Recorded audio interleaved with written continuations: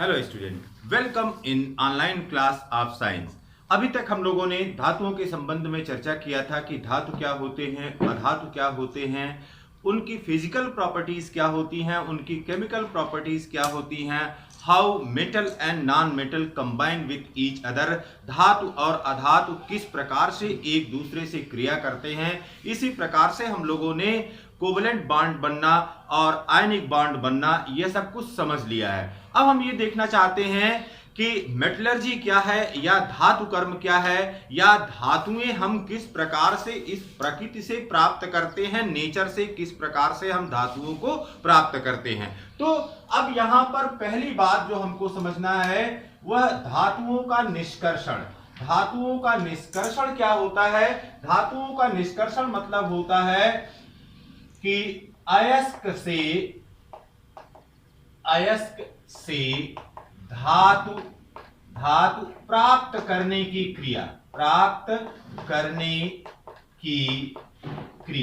अब ये देखिए बेटा, धातु का निष्कर्षण हो गया कि जो भी अयस्क या ओर है उस ओर से हम धातुओं को किस प्रकार से प्राप्त कर रहे हैं, वह क्रिया धातुओं का निष्कर्षण कहलाती है। अब देखिए, धातु कर्म क्या है या मेटलर्जी क्या है? निष्कर्षण के कई चरण होते हैं।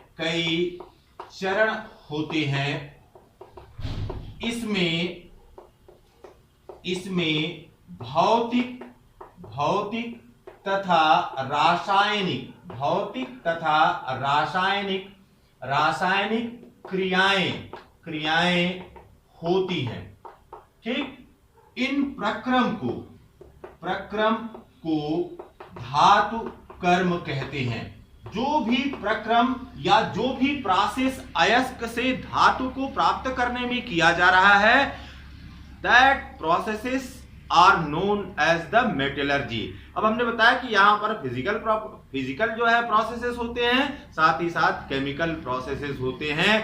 तो सबसे पहले हम ये देखेंगे कि धातुओं की प्राप्ति प्रकृति में किस प्रकार से होती है।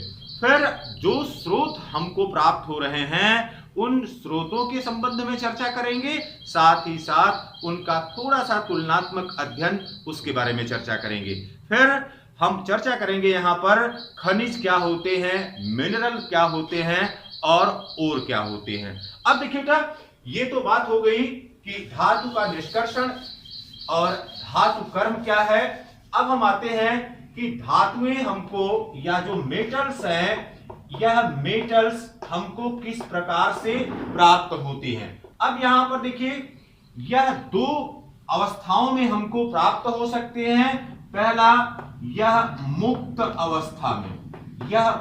अवस्था में प्राप्त हो सकती है धातु, और दूसरी बात हो सकती है कि यह यौगिक रूप में या कंपाउंड के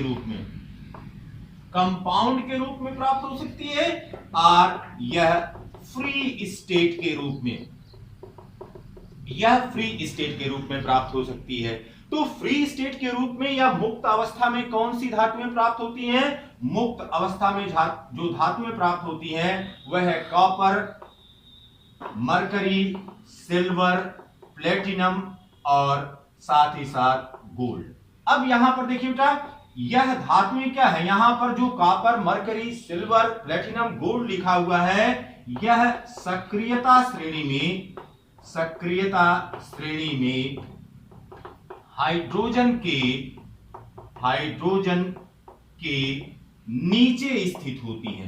ये हाइड्रोजन के नीचे स्थित है। इसका मतलब है कि दे आर लेस रिएक्टिव और लीस्ट रिएक्टिव। तो दो बातें यहां पर आपको याद रखना है कि या तो यह लेस रिएक्टिव है या यह लीस्ट रिएक्टिव है, या कम सक्रिय है या न्यूनतम सक्रिय है। अब यहां पर देखिए बेटा, जस्ट बिलो द हाइड्रोजन के ठीक नीचे कौन है? हाइड्रोजन के ठीक नीचे कॉपर है, मरकरी है और सिल्वर है। तो कॉपर, मरकरी और सिल्वर यह फ्री स्टेट में भी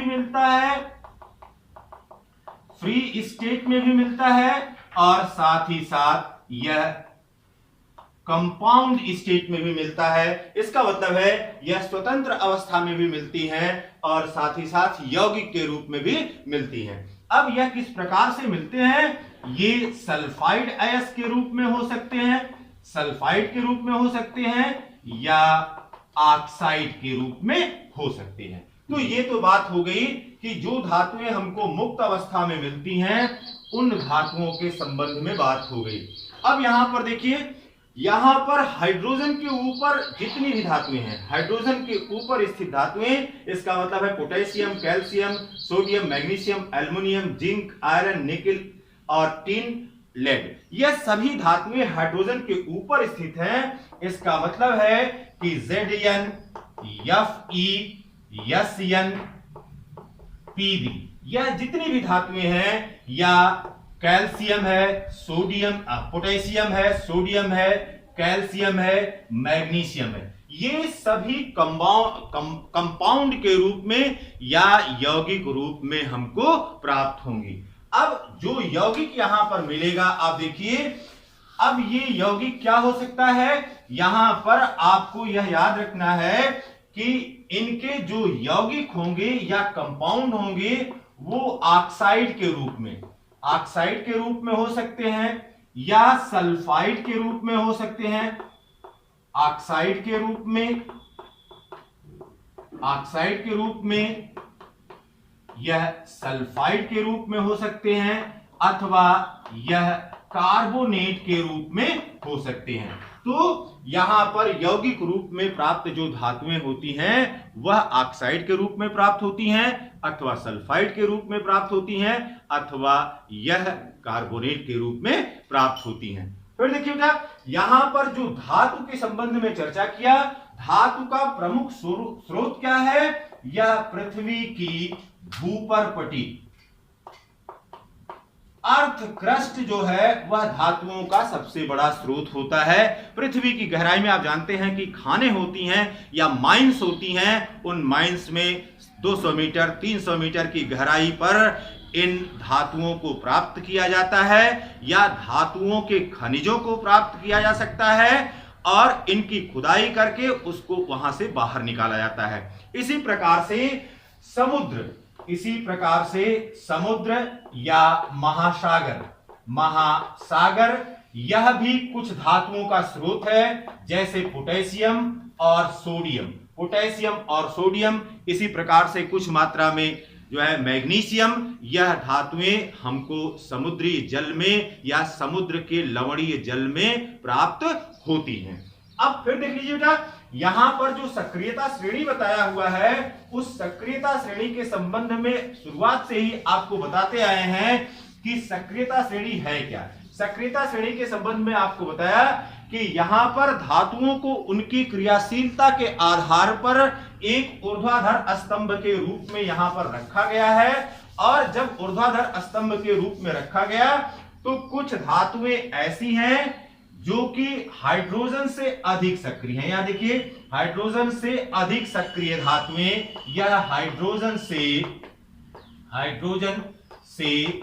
अधिक सक्रिय हैं, अधिक सक्रिय धातुएं हैं। फिर देखिए, कुछ धातुएं हैं जो हाइड्रोजन से कम सक्रिय हैं, तो इनको कहते हैं कि यह हाइड्रोजन से कम सक्रिय धातु है। अब यहां पर इसके संबंध में भी चर्चा हो चुकी है। आपको बताया था कि हाइड्रोजन के ऊपर स्थित धातुएं जब इनकी क्रिया जल से अथवा अम्लों से कराई जाती है, तो जल अथवा अम्ल से हाइड्रोजन को विस्थापित करके हाइड्रोजन गैस मुक्त करती हैं। Such type of the metal is above from the hydrogen. तो हाइड्रोजन के ऊपर वही धातुएं हैं जो जल से अथवा अम्लों से हाइड्रोजन को विस्थापित कर देती हैं और हाइड्रोजन गैस मुक्त करती हैं। फिर देखिए बेटा, अब यहां पर पोटेशियम से लेकर के और एल्युमिनियम तक जो धातुएं हैं, इनको कहते हैं अति सक्रिय धातु। यह मोर रिएक्टिव मेटल है। और फिर यहां पर जिंक से लेकर के और लेड तक, इनको कहते हैं मध्यम सक्रिय धातुएं। फिर देखिए यहां पर हाइड्रोजन के ठीक नीचे कॉपर, मरकरी और साथ ही साथ यहां पर सिल्वर है। यह कम सक्रिय धातु है। और सबसे नीचे यहां पर आप देखेंगे कि प्लेटिनम और गोल्ड है। यह न्यूनतम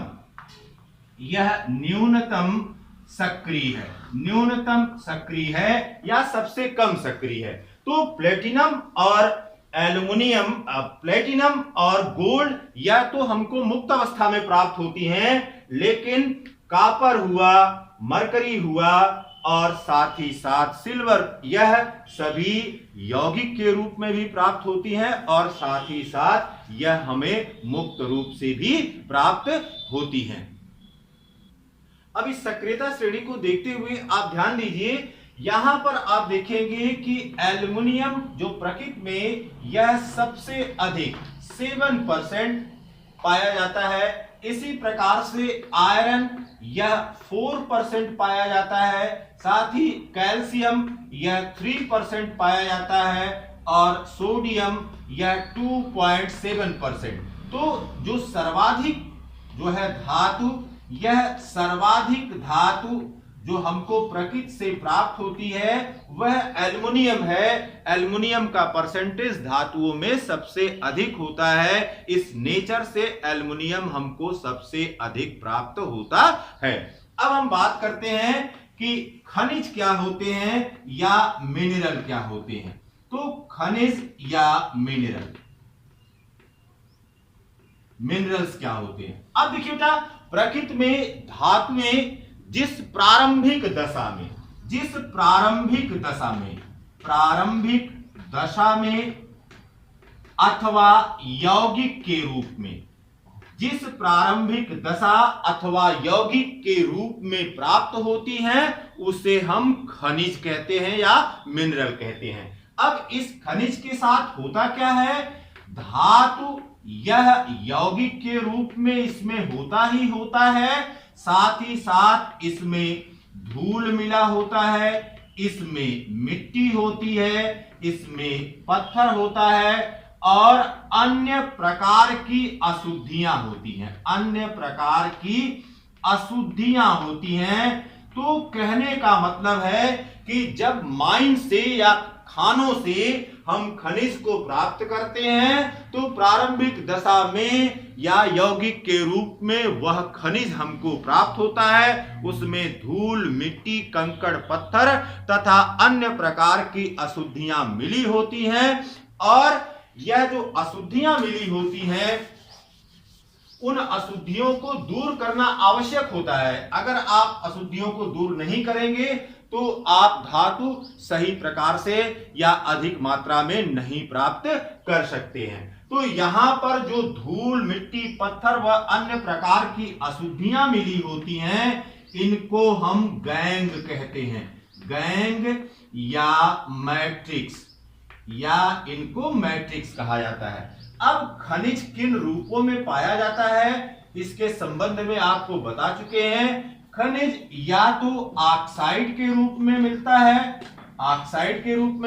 है, या तो सल्फाइड के रूप में मिलता है अथवा यह कार्बोनेट के रूप में मिलता है।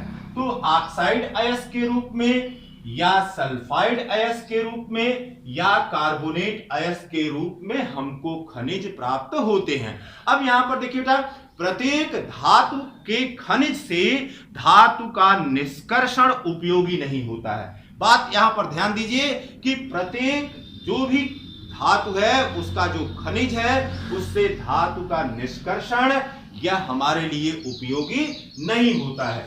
तो प्रत्येक धातु के खनिज से धातु का जो निष्कर्षण है वह हमारे लिए उपयोगी नहीं होता है। वह क्यों? प्रत्येक खनिज से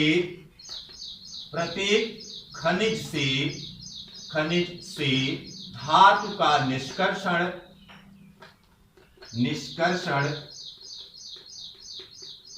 उपयोगी नहीं होता है, उपयोगी नहीं ये उपयोगी नहीं है, यह क्या कारण है कि यह उपयोगी नहीं है?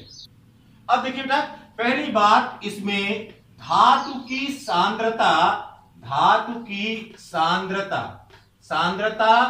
कम हो सकती है, धातु की सांद्रता कम हो सकती है, means the concentration of metal is less in amount, जो उसकी सांद्रता है वह कम हो जाए। फिर दूसरा, जो इसमें अशुद्धियां मिली हुई हैं, अशुद्धियों को दूर करना संभव न हो। अब देखिए, अगर अशुद्धियों को भी हम दूर नहीं कर पा रहे हैं तो वह खनिज भी हमारे लिए उपयोगी नहीं है। फिर देखिए, तीसरी बात है कि अधिक धन अगर खर्च हो रहा है तो इस प्रकार का मिनरल भी हमारे लिए उपयोगी नहीं होता है। ऐसा मिनरल हमारे लिए उपयोगी होता है जिसमें सांद्रता अधिक हो, जिसमें अशुद्धियों को आसानी से दूर कर सकें और कम पैसा खर्च करके धातु को वहां से निकाल सकें। ऐसा ही खनिज जो है वह हमारे लिए उपयोगी होता है। अब बात आती है कि अयस्क क्या होते हैं या ओर क्या होते हैं। अब यहां पर देखिए बेटा, अयस्क या ओर्स, ये ओर्स क्या है? अब जितने भी खनिज होते हैं आप जानेंगे, ऐसे खनिज जिनसे धातु सुगमता से, सरलता से अधिक मात्रा में, ऐसे खनिज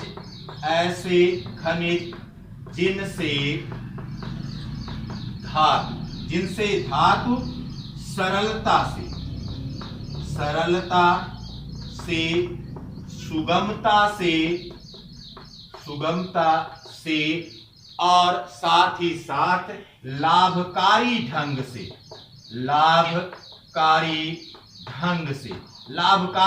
से प्राप्त किया जा सके, ऐसे खनिजों को हम अयस्क कहते हैं। तो अयस्क का मतलब ये हुआ, और का मतलब ये हुआ कि ऐसे खनिज जिनसे हम सरलता से और लाभकारी ढंग से धातु को प्राप्त कर सके, उन्हें हम अयस्क कहते हैं। अब देखिए, सभी अयस्क खनिज होते हैं, यह नोट आदे कीजिए, सभी अयस्क खनिज होते हैं, लेकिन सभी खनिज अयस्क नहीं होते हैं। इस बात को बहुत ध्यान रखना है, क्योंकि इस संबंध में चर्चा कर चुके हैं आपसे कि किसे हम अयस्क कहेंगे और क्यों अयस्क कहेंगे। अब देखिए, अधिकाधिक मात्रा में जो अयस्क होते हैं वो ऑक्साइड के रूप में प्राप्त होते हैं। क्यों ऑक्साइड के रूप में प्राप्त होते हैं? क्योंकि ऑक्सीजन अधिक सक्रिय है और बड़ी आसानी से वह मेटल के साथ रिएक्शन करके वह कोई यौगिक बना लेती है, और साथ ही साथ पृथ्वी पर अधिक मात्रा में ऑक्सीजन पाई जाती है, जिसके कारण सभी धातुएं जो हमको प्राप्त होती हैं या जो अयस्क प्राप्त होते हैं वह अधिकांशतः ऑक्साइड के रूप में प्राप्त होते हैं। अब यहाँ पर हम कुछ प्रमुख धातुओं के अयस्कों के संबंध में चर्चा करेंगे। यहाँ पर देखिए, पहले धातु लिखा हुआ है, फिर इस अयस्क का नाम लिखा हुआ है, इसमें कौन सा यौगिक होता है और क्या उसका रासायनिक सूत्र होता है, इस क्रम में लिखा हुआ है। सोडियम, इसका जो अयस्क है उसको रॉक साल्ट कहते हैं, और जो यौगिक है वो सोडियम क्लोराइड है, इसका रासायनिक सूत्र NaCl है। इसी प्रकार से एल्युमिनियम, इसका जो अयस्क है उसको बॉक्साइड कहते हैं, यह एल्युमिनियम ऑक्साइड है, और Al2O3 into 2S2O। इसी प्रकार से कॉपर, Cu के यहाँ पर 3 अयस्कों के संबंध में चर्चा किया है, क्यूप्राइट है, कॉपर ग्लैंस है और कॉपर पाइराइड है। इसको एकदम याद रखिए, कॉपर, एल्युमिनियम और आयरन, इसको आपको अच्छी प्रकार से याद रखना है। तो क्यूप्राइट को कॉपर ऑक्साइड कहते हैं, Cu2O। इसी प्रकार जो कॉपर ग्लैंस है वो कॉपर सल्फाइड है और यह Cu2S है। कॉपर पायराइड, इसको कॉपर आयरन सल्फाइड कहते हैं, CuFeS2 होता है। फिर देखिए यहां पर आयरन Fe, इसके दो ओर हैं, एक आयरन पायराइड है, इसको आयरन सल्फाइड कहते हैं, FeS2। लेकिन प्रमुखता से यहां पर हेमेटाइट का इस्तेमाल किया जाता है।